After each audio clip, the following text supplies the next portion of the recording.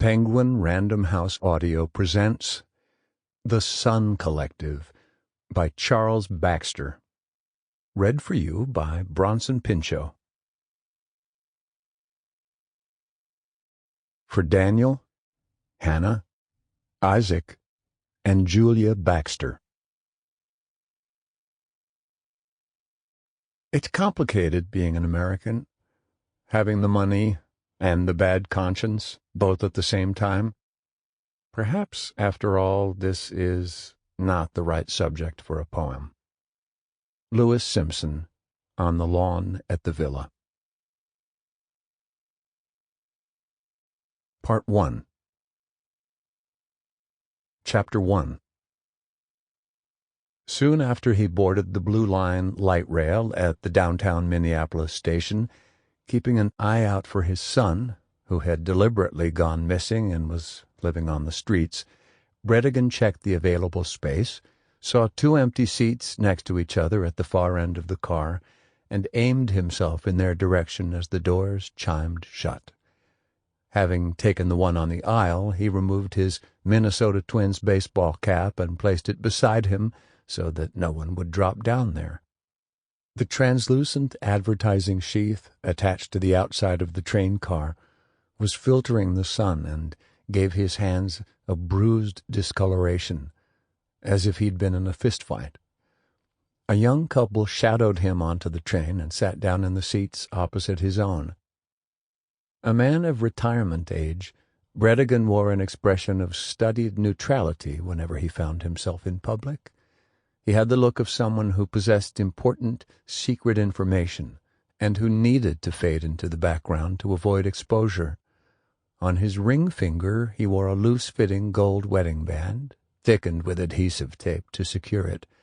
Despite his age, he still had a full head of graying hair, rather bushy eyebrows, and penetrating blue eyes. Deep lines creased his face. With his khakis and cotton sports shirt, he gave an appearance of informality, but he sat as straight as a child who has been told not to slouch, and he gazed out the grimy window with the uneasy intelligence of someone who has few illusions to comfort him. Last week, on this commuter train, there had been an incident. A woman whose baby was in a stroller had pitched and rolled her way to the seat directly in front of him. Brettigan had been close to the window, near enough to hear her panting. From time to time she had uttered soft groans. Every few seconds she would nod and say, "Uh-huh," as if in conversation with a ghost companion. When an old man had walked past and leaned down to pat her stroller-bound infant on the head, the woman had started to shout, "Don't you touch my baby!" She pointed at the aging passenger who, alarmed, hurried out the doors at the train's next stop.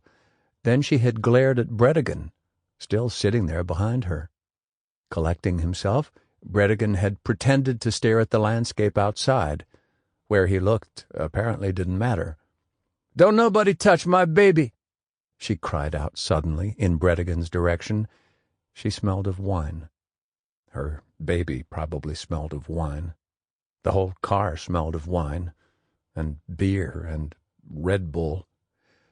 But this morning the train had apparently been steam-cleaned, and the usual professional managerial types, suited, accessorized, and iPhoned, were seated nearby, tapping out messages, talking into their Bluetooths, or reading the Wall Street Journal.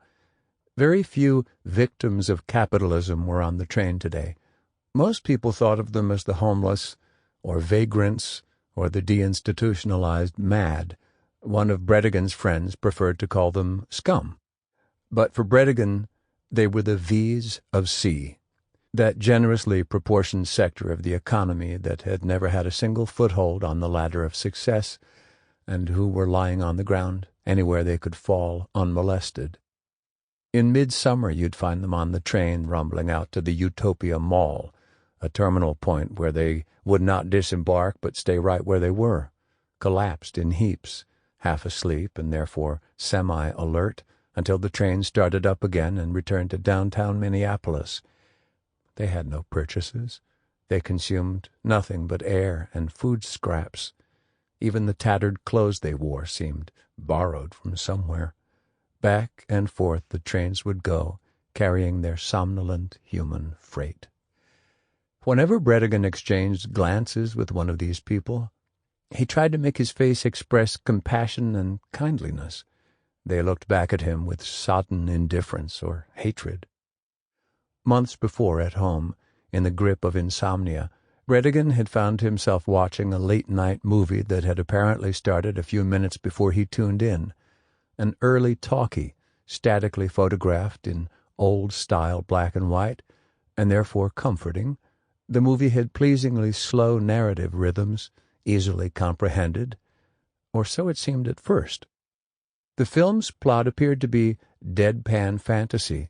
7 passengers dressed in formal evening attire were conversing in the lounge of a transatlantic ocean liner.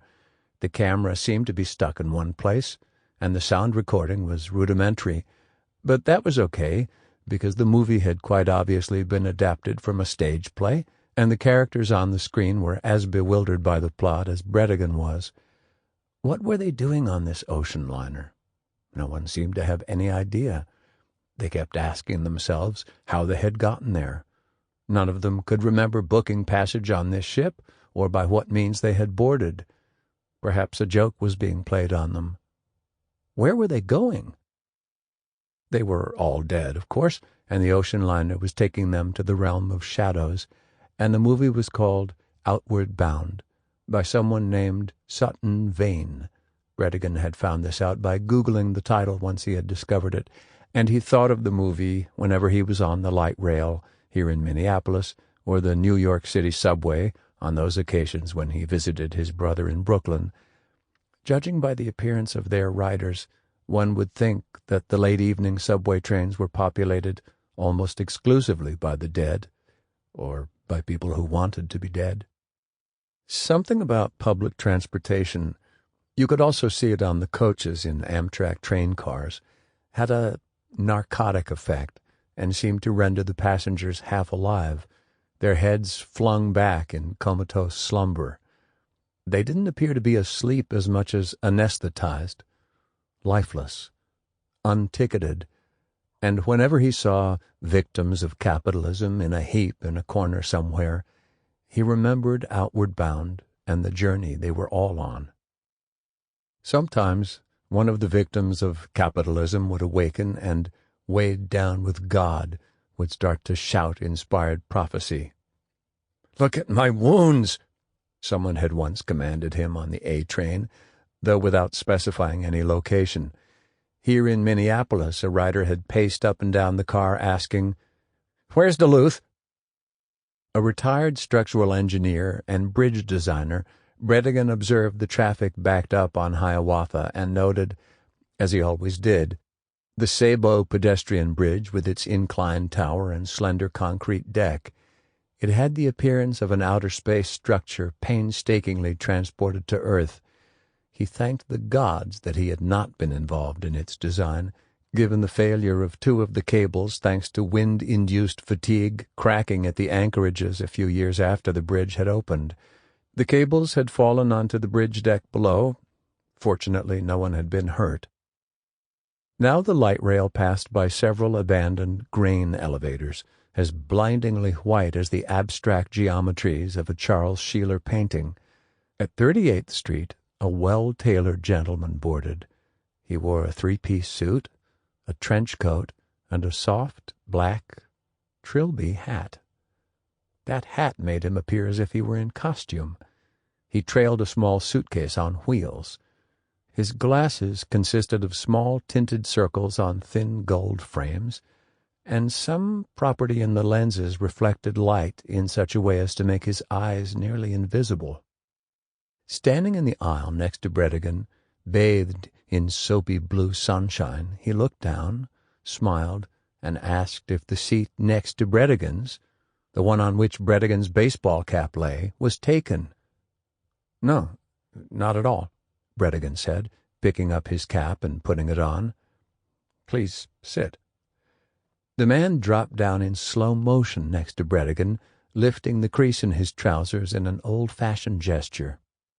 "Thank you kindly," the man said. Sample complete. Ready to continue?